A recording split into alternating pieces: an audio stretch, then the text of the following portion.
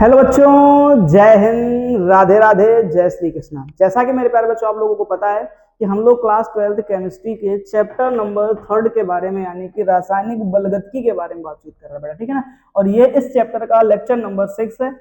इससे पहले हम लोग 5 लेक्चर में इस चैप्टर के बहुत सारे इंपॉर्टेंट टॉपिक को कवर कर चुके हैं। ओके, हाँ, तो ये ध्यान रखना आप लोग, ठीक है ना। तो आज का जो एक इंपॉर्टेंट टॉपिक है वो बेटा शून्य कोटि की अभिक्रिया। ठीक, एक बात आप ध्यान रखना क्या कि भैया जो इस चैप्टर में आपको 2 कोटि पढ़नी है, ठीक है ना। एक शून्य कोटि पढ़नी है, एक प्रथम कोटि पढ़नी है। ठीक, इन्हीं के आपसे डेरिवेशन बनते हैं, इन्हीं के न्यूमेरिकल पूछे जाते हैं, ठीक है ना। तो आपको ये 2 जो है ना अभिक्रियाओं पढ़नी है, मतलब शून्य कोटि की अभिक्रियाएं और प्रथम कोटि की अभिक्रियाएं। ठीक, तो आज हम लोग बातचीत करने वाले हैं बेटा शून्य कोटि की अभिक्रिया के बारे में, इसके न्यूमेरिकल, इसका डेरिवेशन, हर एक चीज को बहुत बेहतर तरीके से कवर करने वाले हैं। ठीक है, तो वीडियो को बेटा एंड तक देखिएगा तो चीजें आपको बेहतर तरीके से समझ में आ जाएंगी। फिलहाल चलते हैं और देखते हैं बेटा हम लोग क्या समाकलित वेग समीकरण। सबसे पहले तो आपको ये कभी कभी एक नंबर में पूछ देता है कि समाकलित वेग समीकरण किसे कहते हैं। ठीक, तो जरा ध्यान देखिएगा ध्यान से। तेरा वेग समीकरण को समाकलित करके, अब ध्यान समझ लो, वेग समीकरण बेटा क्या होता है।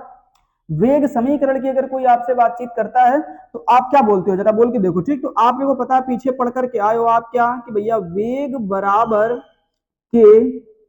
बराबर के और ए की पावर क्या लिखते हैं बेटा एक्स इंटू बी की पावर वाई।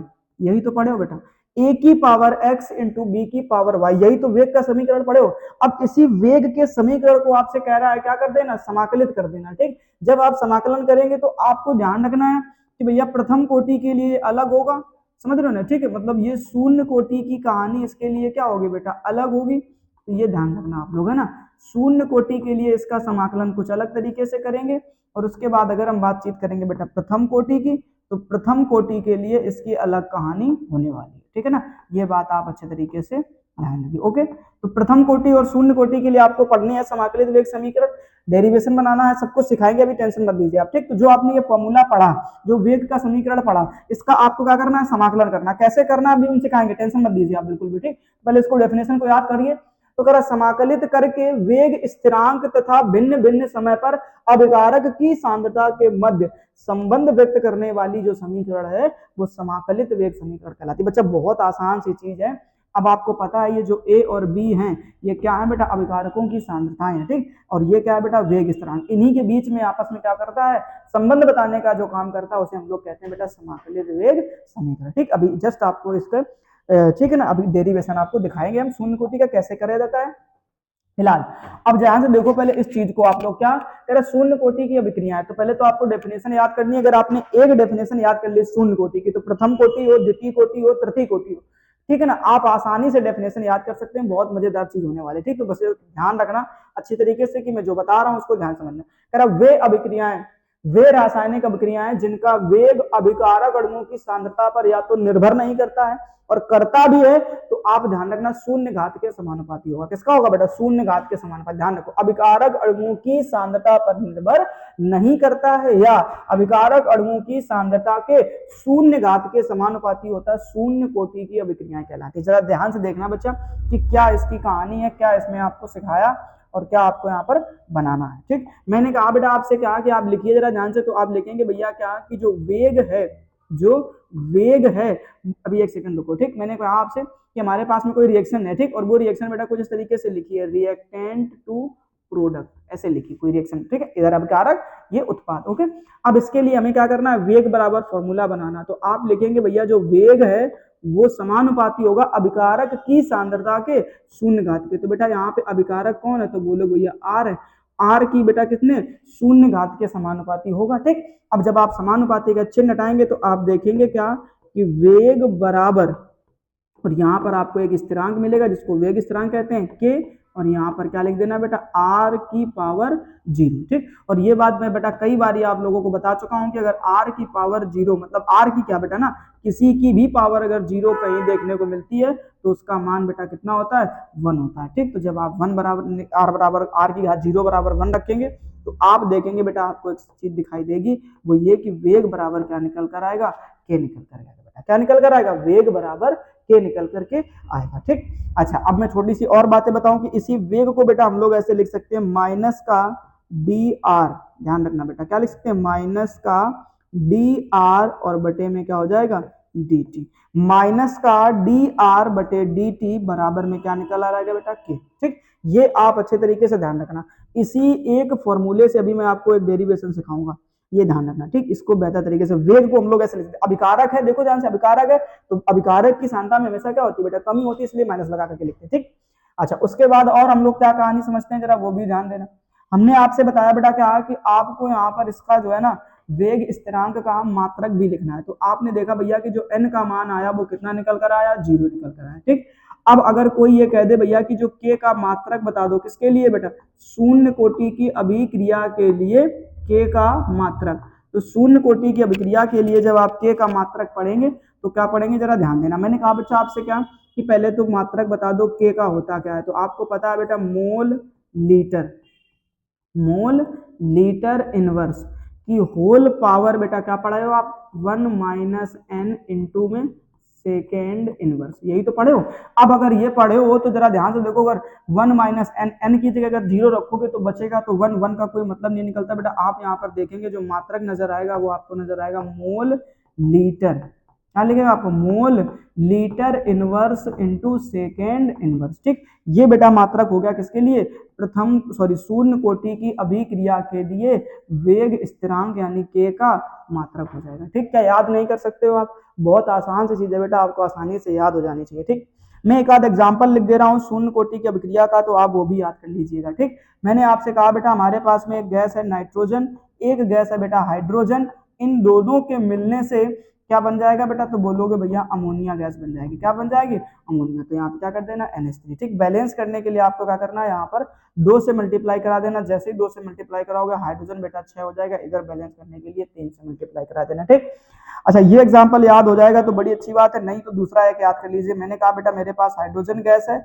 और मैंने कहा बेटा मेरे पास क्लोरीन गैस है, दोनों के मिलने से क्या बन जाएगा, हाइड्रोजन क्लोराइड। ठीक, तो यहाँ पर आप ध्यान से देखेंगे कितने से मल्टीप्लाई करा देना, 2 से। ठीक, तो ऐसे आप 2 एग्जाम्पल भी अच्छी तरीके से तैयार कर लीजिए शून्य कोटि की अभिक्रिया के। ओके, मात्रक पता चल गया वेग स्थिरांक का, ठीक, एग्जाम्पल पता चल गए, फॉर्मूला पता चल गया। ठीक, उसके बाद आगे हम लोग और बातचीत कर लेते हैं थोड़ी सी कि भैया इसका अर्ध आयु काल क्या होगा। ठीक है ना, तो तुम्हें याद रखना बेटा शून्य कोटि के लिए आपको क्या करना है, अर्ध आयु काल। ठीक, कभी कभी बेटा एक आध नंबर में बहुविकल्पी क्वेश्चन बन जाता है कि अर्ध आयु काल पर क्या प्रभाव, मतलब अर्ध आयु काल क्या होता है शून्य कोटि की अभिक्रिया के लिए। ठीक, तो आप लिखेंगे भैया शून्य कोटि की अभिक्रिया के लिए जो अर्ध आयु काल है वो होता है टी हाफ बराबर आर नॉट अपॉन 2 के, आर नॉट अपॉन 2 के, ये ध्यान रखना बेटा। ठीक है, आर नॉट अपॉन 2 के, बात समझ में आई कि नहीं आई। ठीक, तो यही आपको ध्यान रखना है कि जो अर्ध आयु काल है वो प्रारंभिक सांद्रता के जस्ट क्या होता है बेटा, समानुपाती होता है। ठीक, अगर आपसे कहा जाएगा कि प्रारंभिक सांद्रता यानी आर नॉट जो है वो क्या होगी, प्रारंभिक सांद्रता। ठीक है ना, तो अभी मैं आपको यहाँ पर इसकी कहानी थोड़ी सी आगे बताऊंगा आर नॉट और आर टी के बारे में, भी सब समझ में आ जाएगा आपको। ठीक, फिलहाल मैं अगर यहाँ पे लिखना चाहूँ तो मैं थोड़ा सा लिख दूं आपको और बता दूं कि जहाँ पे ये आर नॉट है इसको हम लोग बोलते हैं बेटा प्रारंभिक सांद्रता। क्या बोलते हैं, प्रारंभिक सांद्रता, जहां पर टाइम जो है बेटा वो कितना होगा, 0 होगा। ठीक, तो प्रारंभिक सांद्रता बोल देते हैं, इस बात को आप थोड़ा सा ध्यान रखेंगे, है ना। ये हो गई आपकी क्या बेटा, प्रारंभिक सांद्रता। क्या लगता है बेटा शून्य कोटि की अभिक्रिया के बारे में इतनी सारी चीजें आपसे तैयार नहीं होंगी क्या, मेरे ख्याल से बेटा सब कुछ तैयार हो जाएगा आपको, क्योंकि बहुत आसान सी चीज है, बहुत टफ चीज नहीं है। ठीक है ना, फटाफट से स्क्रीनशॉट ले लो। अब आगे कहानी हम लोग समझते हैं बेटा, इसके लिए क्या, समाकलित वेग समीकरण। ठीक, कह रहा शून्य कोटि की अभिक्रिया के लिए समाकलित वेग समीकरण। ठीक, तो जब आप यहाँ पर समाकलित वेग समीकरण पढ़ेंगे तभी आपसे न्यूमेरिकल बनेंगे। ठीक है, तो ये जरूरी चीज है बेटा कि आपको समाकलित वेग समीकरण बनाना आना चाहिए। ठीक, मैंने आपसे बोला था ना कि ये वाला जो फॉर्मूला आपको दिखाई दे रहा है, इस फॉर्मूले को देखो जरा ध्यान से। ठीक, इसी से हमारी कहानी बनेगी। ठीक, तो चलो फिर हम लोग एक बार दोबारा पूरी कहानी को देखते हैं। मैंने कहा आपसे क्या, हमारे पास में चलो एक शून्य कोटि की अभिक्रिया है, वो कुछ इस तरीके से लिखी है बेटा, रिएक्टेंट टू प्रोडक्ट। क्या लिखी बच्चा, रिएक्टेंट टू प्रोडक्ट। ठीक, अब इसके लिए हमें वेग का फॉर्मूला बनाना है, तो मुझे पता है कि जो इसका बेटा वेग होने वाला है वो क्या होगा बेटा, डी आर। क्या लिखोगे बेटा, डी आर, और यहाँ पे क्या कर देना, बटे में डी टी। ठीक, वो भी किसका, माइनस का, तो माइनस का डी आर बटे डी टी बराबर में बेटा क्या हो जाएगा, के। ठीक, और यहाँ पर अगर मैं लिखना चाहूँ तो मैं आर की पावर बेटा कितना लिख दूंगा, 0, और आर की पावर 0 का मान अभी आपने थोड़ी देर पहले पढ़ा कितना होता है बेटा, 1। तो फिर से मैं दोबारा यहाँ पे लिखूँ तो मैं यही लिखूंगा, माइनस का डी आर बटे डी टी। ठीक है ना, बराबर में क्या दिखेगा बेटा के। मैंने कहा के को मतलब dt को उधर ट्रांसफर कर दो, तो आप देखेंगे बच्चा क्या कि आपको दिखेगा माइनस का डी आर बराबर के इंटू डी टी। ठीक है ना, ये कहानी सबको पल्ले पड़ गई कि नहीं पड़ गई। ठीक, अब मैंने बोल दिया आपसे बेटा क्या कि दोनों पक्षों का समाकलन करने पर, बोलो साथ में, दोनों पक्षों का समाकलन करने पर, दोनों पक्षों का समाकलन करने पर, ठीक है ना, इस तरीके से ध्यान रखना। तो समाकलन करने पर, अब जब आप दोनों पक्षों का क्या करेंगे बच्चा, समाकलन करेंगे, तब आपको बेटा यहाँ पर लिमिट बनानी पड़ेगी। क्या बनानी पड़ेगी, लिमिट। ठीक, अब लिमिट बनाने के लिए आपको कुछ बातों को विशेष रूप से ध्यान रखना। मैंने कहा सबसे पहले आपको T1 ले लेना। T1 का मान हमेशा बेटा 0 माना जाता है, क्योंकि तब अभिक्रिया शुरू नहीं होती। ऐसे केस में आपको बेटा क्या मान लेना, R1, और जो R1 होता है यानी जो प्रारंभिक सांद्रता होती है बच्चा, उसको बोलते हैं हम लोग R0। ठीक है, फिर मैंने कहा बेटा जो T2 है वो तुम्हें कोई ना कोई समय दिखेगा, उसको मान लिया मैंने स्मॉल t। ठीक, उसके बाद हम लोग मानेंगे बेटा R2 को। अब जो R2 है वो बेटा क्या होती है, t समय पर सांद्रता होती है, जिसको हम लोग बच्चा लिखते हैं किससे, RT से। ध्यान से देखो, t समय पर जो सांद्रता होती है उसे किससे लिखते हैं, RT से लिखते हैं। क्या इतनी बातें आपको समझ में आ गई कि नहीं आ गई। ठीक, अब अगर ये बात आपको पल्ले पड़ गई बेटा, तो चलो अब हम लोग लिमिट पुट कर लेते, समाकलन की कहानी बनाते। ठीक, तो मैंने कहा आपसे ऐसे समाकलन का चिन्ह बना दो, माइनस बाहर कर दिया, अंदर बेटा क्या लिखोगे, डी आर। क्या लिखा जाएगा बच्चा, डी आर लिखोगे। ठीक है ना, इतनी कहानी पल्ले पड़ी। अब लिमिट पुट कर दो। देखो आर वाले में आर की लिमिट पुट करना। आर लिमिट हमेशा बेटा लिखी जाती है R1 से R2। लिमिट कैसे लिखोगे बच्चा, R1 से R2 लिखना, ये ध्यान रखना। ठीक है ना, मच्छर भाग जा, है ना। R1 से बेटा क्या लिख देना, R2 लिख देना, ये लिमिट हो गई। ठीक, बराबर। आगे चलते हैं। अब इधर देखो जरा ध्यान से, तो यहाँ पर क्या दिख रहा है बेटा, जो गुणांक होता है उसको हम लोग समाकलन के चिन्ह के बाहर कर देते हैं। अब अंदर देखो तो लिखा हुआ है बेटा dt। क्या लिखा हुआ है, dt।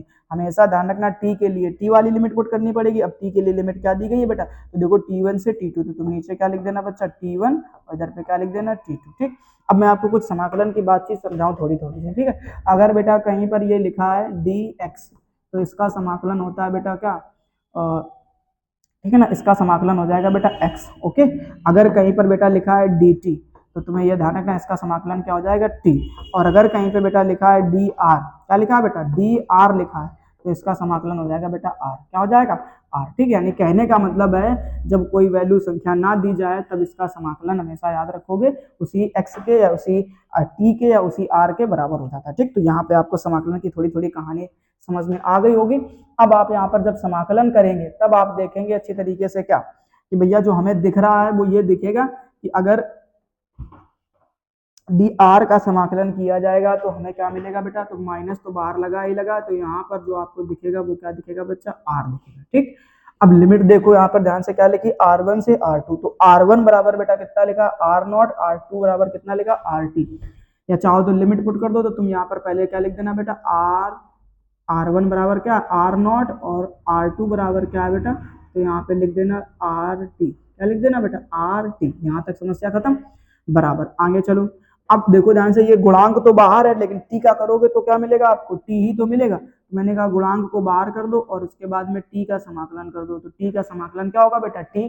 अब इसमें भी लिमिट रख दो, तो इसमें लिमिट क्या है, t1 से t2, t1 का मान 0 और उसके बाद में t। ठीक है ना, तो तुम यहाँ पर क्या रखोगे भैया, 0 से t, ये इसकी लिमिट हो गई। ठीक, अब क्या करो बेटा कि ये लिमिट पुट कर दो, तो लिमिट पुट करने के लिए आपको एक छोटा सा फॉर्मूला याद करना पड़ेगा बेटा, क्या कि हम लोग लिखते हैं अपर लिमिट। क्या लिखते हैं बेटा, अपर लिमिट माइनस का लोअर लिमिट। ठीक है ना, ये ध्यान रखना, अपर लिमिट फिर माइनस फिर लोअर लिमिट। तो अपर लिमिट बेटा क्या लिखी है यहाँ पर, RT, तो पहले माइनस बाहर कर लो, और अब अंदर क्या लिखोगे बेटा, RT। तो अंदर आपको क्या लिखना है यहाँ पर, पहले RT फिर माइनस का, अब लोअर लिमिट में क्या दिख रहा है बेटा, R0, तुम यहाँ पर क्या कर देना, R0। यहाँ तक बताओ कोई समस्या हो किसी को। ठीक, अब अगर नहीं समस्या है तो आगे चलते हैं। इसमें भी वही सेम कहानी अपना लो कि जो भैया के है ये तो गुणांक है, इसको तो बाहर रखो कम से कम। ठीक, अब अंदर देखो, अपर लिमिट में बेटा क्या दिख रहा है, t, माइनस लोअर लिमिट में क्या दिख रहा है बच्चा, 0। तो तुम इसको ऐसे लिख देना। ठीक, इसको अगर और सुधार के लिखना चाहो तो तुम ऐसे लिखोगे, माइनस चिन्ह का अंदर गुणा करा दो, तो तुम जब गुणा कराओगे तो बेटा आपको दिखेगा यहाँ पे R0 माइनस का RT, R0 माइनस का RT। अब के का अंदर गुणा करा दो, जब के का गुणा कराओगे t के साथ में तो k इंटू टी, के का जीरो के साथ कराओगे तो वो पूरा जीरो हो जाएगा। बात पल्ले पड़ गई बच्चा कि नहीं पड़ गई, ठीक है ना। इतनी सारी चीजें समझ में आ गई हैं, तो आपने देख लिया कि आपको एक फाइनली फॉर्मूला मिलेगा बेटा शून्य कोटि की अभिक्रिया के लिए के बराबर, अब मैं कह दूं के बराबर निकाल दो, क्या निकाल दो बेटा, के बराबर निकाल दो, ठीक। तो जब मैं के बराबर निकालूंगा तो मुझे क्या मिलेगा, ध्यान से देखो, तो आप देख पाएंगे भैया कि के बराबर हमें मिलेगा, ये देखो क्या लिखा है बेटा, तो तुम बोलोगे भैया आर नॉट, क्या दिख रहा, आर नॉट, ठीक। फिर क्या दिख रहा, तो बोलोगे भैया आर टी, तो आर नॉट माइनस का आर टी, और अपॉन में बेटा क्या लिख देना, टी लिख देना, ठीक। ये है बेटा शून्य कोटि की अभिक्रिया के लिए समाकलित वेग समीकरण का फॉर्मूला। इस फॉर्मूले से बनेंगे बेटा न्यूमेरिकल। क्या डेरिवेशन बहुत हार्ड था बेटा, बिल्कुल भी हार्ड नहीं था, बहुत इजी है। एक बार दोबारा फिर से बेटा रिपीट करके देख लेना, जिसको ये बात समझ में नहीं आई है इस बात को ध्यान रखेंगे, ठीक है। तो अगर आप दोबारा से रिपीट करके देखोगे तो यकीनन आपको ये डेरिवेशन अच्छी तरीके से तैयार हो जाएगा, ठीक। और तैयार करके जाना, ये बात मेरी मान लो बेटा, है ना, क्योंकि आपको 3 नंबर का डेरिवेशन जरूर दिखेगा। पिछले साल बेटा प्रथम कोटि की क्रिया के लिए पूछा गया था, तो इस बार बेटा चांस है कि शून्य कोटि की, क्योंकि 2 ही डेरिवेशन है इस चैप्टर में, तो आपको ध्यान रखना, ठीक। चलो स्क्रीन शॉट लो बेटा, फिर आगे हम लोग बातचीत करते हैं। अब अगली जो कहानी है बेटा, ये है एक न्यूमेरिकल की कहानी। किसकी कहानी है, न्यूमेरिकल की, ठीक है। तो देख लो जल्दी से सभी लोग, और न्यूमेरिकल बनाना है आपको, ये कैसे बना सकते हो आप, ठीक है ना। देखो बेटा शून्य कोटि साफ साफ लिख दिया, फॉर्मूला भी वही लिखा है, बस आर नॉट आर टी की जगह क्या लिख दिया बेटा, के नॉट के टी, ठीक। तो sorry A not A T लिख दिया। तो मैंने कहा ये जो फॉर्मूला है वो कुछ इस तरीके से दिखेगा आपको, के बराबर ए नॉट, क्या दिखेगा बच्चा, के बराबर ए नॉट माइनस का ए टी, और बटे में क्या दिख रहा बेटा, टी दिख रहा, ठीक। यही तो दिख रहा है ना, देखो ध्यान से। तो अब क्या करना है बेटा, इस फॉर्मूले, तो फॉर्मूला तो वही दिख रहा है, बोले शून्य कोटि का ही है, तो बोले अब करें क्या, तो करने के लिए कुछ नहीं बेटा, बहुत आसान सी चीज है, मैं बताता हूँ, बस उसी चीज पे फोकस करना, ध्यान रखना, है ना। क्या कह रहा है इधर देखो ध्यान से, कह रहा शून्य कोटि की अभिक्रिया का समाकलित समीकरण है, यदि 80% अभिक्रिया पूर्ण होने में 160 मिनट लगते हैं तो वेग स्थिरांक यानी किसका मान बता दो, मैं के का मान बता दो, ठीक। बहुत आसान सी बात है बेटा, हमेशा याद रखना मेरी क्या, कि जब कभी भी किसी क्वेश्चन में अगर आपको एक सिंगल परसेंट दिया जाए, वो 80% हो, 20% हो, 50% हो, 70% हो, कोई फर्क नहीं पड़ता, अगर केवल 1% दिया गया है, तब अब मेरी बात सुन लो ध्यान से, कि आपको बच्चा क्या करना पड़ेगा, आर नॉट, अच्छा आर नॉट की जगह यहाँ पर लेना क्या है बेटा, तो हम लोग बोलेंगे भैया ए नॉट ले लेना, क्योंकि फॉर्मूला हमारा ए नॉट के रूप में दिया गया, ए नॉट। तो ए नॉट का मान हमेशा और हमेशा बेटा कितना मान लेना, 1 मान लेना। क्या ये मेरी बात याद नहीं रख सकते हो आप लोग, ठीक। याद रखना पड़ेगा, मजबूरी है बेटा तुम्हारे सामने, ठीक है ना, क्योंकि अगर न्यूमेरिकल बनाना चाहते हो तो ये चीजें याद रखनी पड़ेगी। लेकिन अगर कहानी बेटा कितनी हो जाए, 2% की, एक तो ये हो गया, और दूसरा मान लो हमारा 25% हो, कितना 25% हो, ठीक। ऐसे मैंने 2% दिए जाए, तो ध्यान रखना बेटा, ऐसे केस में आपको जो ना आर नॉट का मान हमेशा कितना मानना है बेटा, 100 मान लेना, कितना मान लेना, 100। जब 2% दिए जाए एक ही क्वेश्चन में, अब आगे कहानी मिलेगी तो बताते हैं, ठीक। चले फिलहाल इधर, तो ए नॉट का मान कितना मान लिया बेटा, 1 मान लिया, ठीक। अब फिर इसी में आगे थोड़ी सी एक और कैलकुलेशन कर लेना, कि भैया इसी एक का जो भी परसेंटेज दिया गया है वो परसेंटेज निकाल दें। तो परसेंटेज निकालने के लिए हमें पता बेटा, हम क्या करते हैं, 100 से भाग करा लेते हैं। अब मैंने कहा बेटा इस जीरो से जीरो को निपटा दो, इस जीरो से क्या कर दो बेटा, इस जीरो से ये जीरो निपटा दो, तो आप देखेंगे भैया जो वैल्यू मिलेगी वो कितनी मिली आपको, 0.8। बड़े ध्यान से समझना बेटा, है ना, चीजें बड़ी आसान होती हैं, लेकिन अगर ध्यान से समझ लोगे तब लगेंगी आसान, नहीं तो बेटा कठिन बनती चली जाती है, ठीक। अब मैंने कहा बेटा अब आपको यहाँ से आर ए नॉट का मान तो मिल गया, अब कह जाए कि भैया एटी का भी तो मान निकालो, तभी तो कहानी बने। तो जो एटी का मान है, ये जो आपने वैल्यू निकाली है, इसी वैल्यू को आप क्या कर देना बच्चा, 1 से घटा देना, ठीक है ना। ये जो वैल्यू निकाली है उस वैल्यू को आप 1 से घटा देना, ठीक। जब आप इस वैल्यू को 1 से घटा देंगे तब आप देखेंगे भैया कि यहाँ पर आपको क्या देखने को मिला है, तो जब 1 से आप 0.8 घटाएंगे तो आपको मिलेगा बच्चा 0.2। जरा बताएं यहाँ तक कोई कहानी में कोई समस्या किसी को। फिर कह रहा है टी का मान, और टी का मान आपको बच्चा दिया गया है कितना, 160 मिनट, ठीक है। अब बच्चा हमें क्या करना है, फॉर्मूला रखना है, फॉर्मूले में मान रख देने हैं। तो हमें पता है बच्चा क्या, कि के बराबर ए नॉट का मान बेटा हमने कितना माना है, तो बोलोगे ये 1 माइनस ए टी का मान बेटा हम लोगों ने कितना निकाला, तो बोले भैया 0.2 बटे ई का मान बेटा कितना दिया गया है, तो बोले भैया 160। जरा घटा लेते हैं, घटाओगे तो यहाँ पर वैल्यू मिलेगी बेटा 0.8 बटे कितना हो जाएगा बेटा 160। मैंने कहा बेटा पॉइंट हटा दो, एक जीरो बढ़ा दो। अब मैंने कहा बेटा इसको निपटा दो, जरा 8 से निपटाया, 8 दूनी 16, यानी कितना हो जाएगा 1/200। यानी आप देखेंगे बच्चा कि के बराबर आपको देखने को मिलेगा 1/200। क्या मिलेगा? 1/200। अब 200 का जब आप ऊपर भाग कराएंगे तब आप देखेंगे क्या भाग नहीं जाएगा बेटा, एक जीरो लगा देना।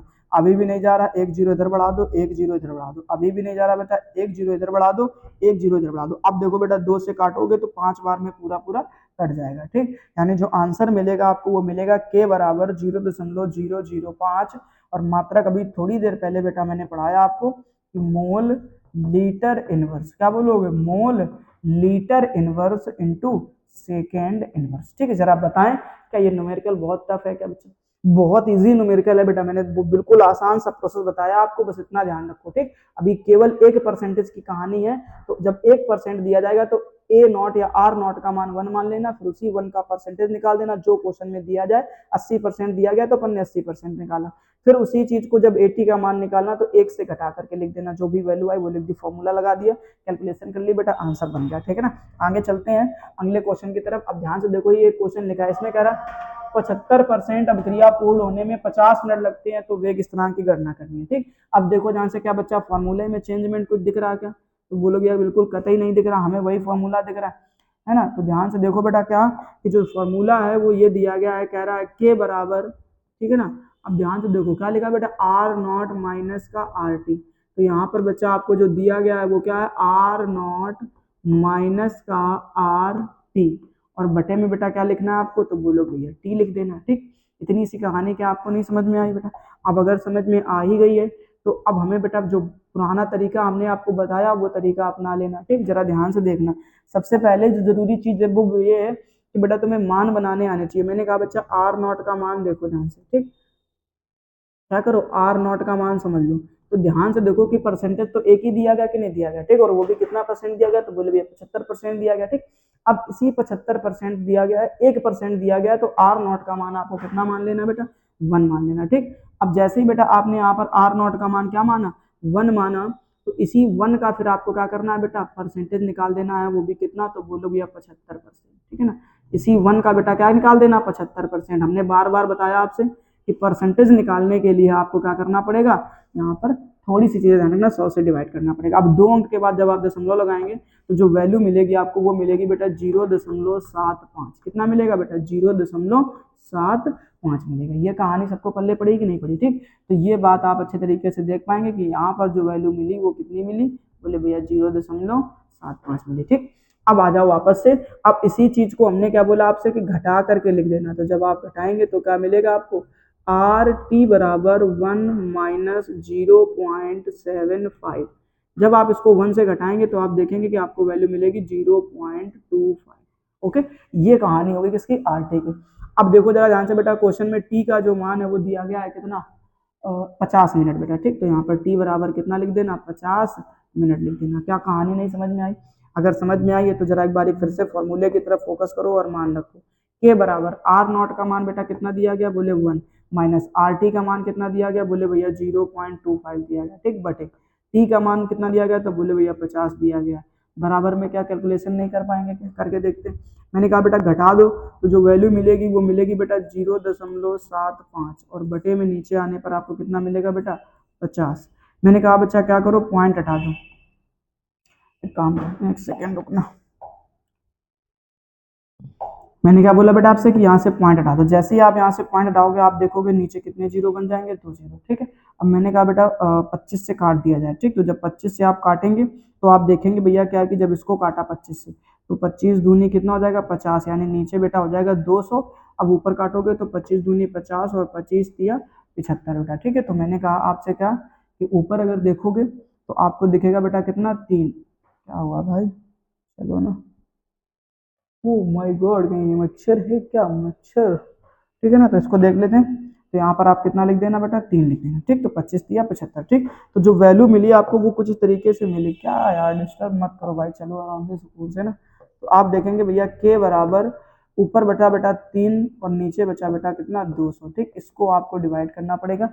जो भी आंसर आता है उसको देख लेते एक बार निकाल करके यहाँ पे। ठीक है, मैंने कहा बेटा यहाँ पे 200 लिख दो। कितना लिख दो, 200 लिख दो। ठीक है, यार 200 क्या लिख दूं, मैं कह दूं 2 से भाग करा दो ना, सीधे सीधी कहानी है। ठीक है, फिर उसके बाद दशमलव लगा लेंगे, क्या फर्क पड़ता है। एक बार इधर आ जाते वापस से। मैंने कहा बच्चा के बराबर लिखो। ठीक, अब हमने कहा बेटा 100 को अलग कर दो, ऐसे लिख दो इसको, ठीक। 3/2 मल्टीप्लाई 100, 2 का भाग करो 3 में, तो 2 एकम 2, ठीक है ना। अभी भाग जाएगा नहीं, ठीक है, तो क्या लगा देना, दशमलव, दशमलव लगाओगे तो एक जीरो बढ़ जाएगा, 10 हो जाएगा, 2 पंचे 10, यानी कितना हो जाएगा बेटा, 1.5 बचेगा, ठीक। और बटे अभी भी नीचे कितना है बेटा, 100। अब 2 अंकों के बाद और ऊपर दशमलव लगा देना, तो आप देखोगे के बराबर आपको दिख जाएगा बेटा कितना, 0.015 ऐसा दिखेगा ना। देख लो ध्यान से, क्या दिक्कत है भाई, तू मच्छर निकल ले यहाँ से, है ना। तो के बराबर क्या मिलेगा बेटा, 0.015, ठीक है। 2 अंक के बाद दशमलव लगेगा तो कोई दिक्कत नहीं, ठीक है। ये हो गया। मात्रक लिख दो एक बारी बच्चा।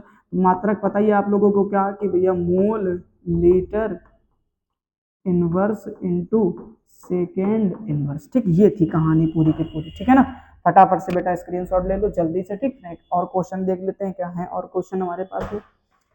चले, अब हमारे पास में, हाँ, ये एक और बेहतर क्वेश्चन दिया गया। अब देखो बेटा इसमें कितने परसेंटेज दिए गए, 2 अलग अलग परसेंटेज दिए गए। मैंने बेटा आपको बता रखा है क्या, कि जब आपको एक ही क्वेश्चन में, जब आपको एक ही क्वेश्चन में 2 परसेंटेज दिख जाए, तरीका मेरा बेटा सीखो पहले ध्यान से, ठीक है। ऐसा आपको कहीं नहीं देखने को मिलेगा। मैंने कहा बेटा जब 2 परसेंटेज एक ही क्वेश्चन में दिए जाएं, तब आपको ये बात ध्यान रखनी है भैया क्या, कि जब 2 परसेंट एक क्वेश्चन में दिए जाते हैं, तब आर नॉट का मान हमेशा और हमेशा बेटा कितना मानना है आपको, 100 मानना, ठीक। फिर आर टी की जो कहानी है वो क्या होगी, तो बेटा वो चीज आपको ध्यान रखना है, 100 में से वो परसेंटेज आपको क्या कर देना, माइनस कर देना, ठीक। इतनी सी बात बेटा समझ लो मेरी, न्यूमेरिकल बना लोगे, कोई तकलीफ नहीं है, ठीक। ये मैं आपसे वादा करता हूँ। चलो देखो एक बार।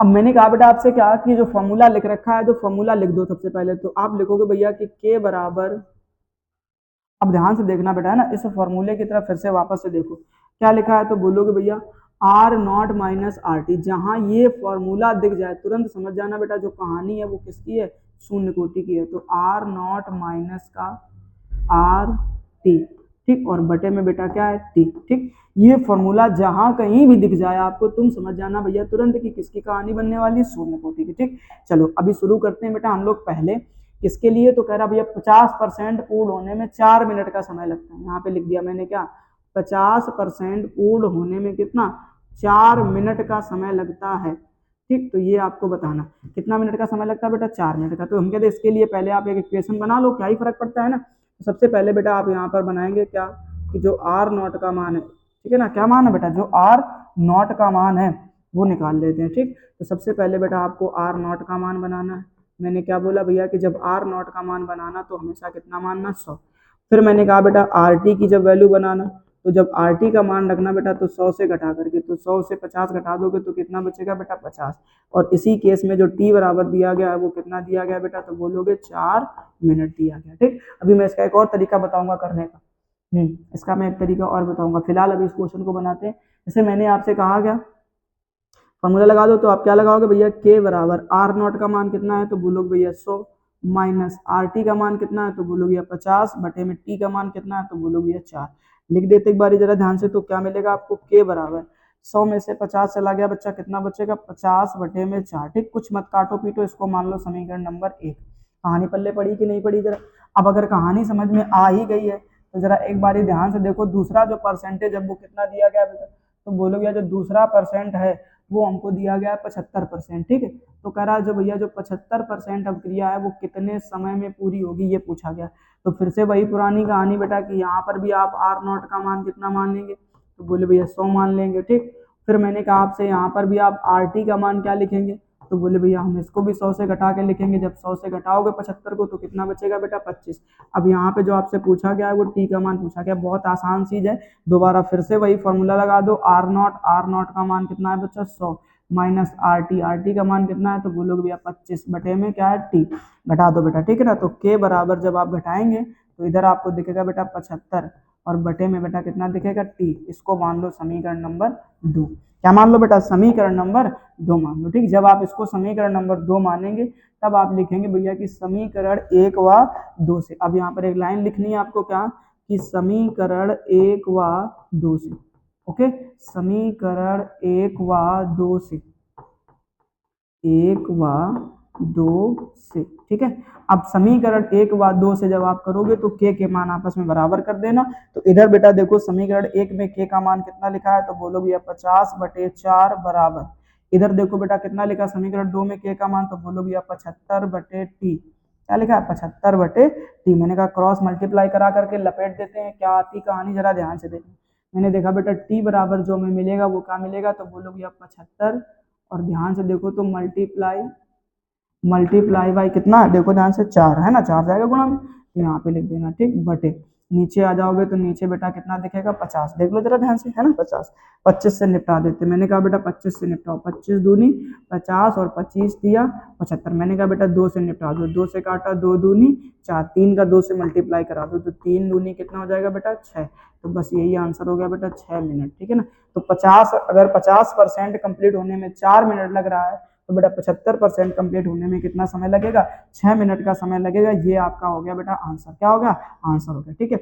अगर चीजें समझ में नहीं आई है तो बेटा मैं फिर से कह रहा हूँ आपको कि वीडियो को दोबारा देखिए, बेहतर तरीके से चीजें समझ में आएंगी आपको, ठीक है ना। चलिए स्क्रीनशॉट लो बेटा, फिर आगे देखते हैं क्या क्वेश्चन है, क्या एक दो और हमारे पास में। जी नहीं बच्चा, ठीक है ना, अभी हो गया टॉपिक कंप्लीट हमारा। अब हम लोग नेक्स्ट टॉपिक में बातचीत करेंगे प्रथम कोटि की अभिक्रिया को लेकर के। ओके, तो आज के लिए बेटा इतना ही, हम लोग फिर से मिलेंगे इसके नेक्स्ट टॉपिक को लेकर के, इसके नेक्स्ट लेक्चर में। तब तक के लिए जय हिंद बेटा, अपना ख्याल रखना और अच्छे तरीके से मेहनत करते रहना अपने आने वाले बोर्ड एग्जाम की तैयारी को लेकर के, ठीक है ना। राधे राधे, जय श्री कृष्ण।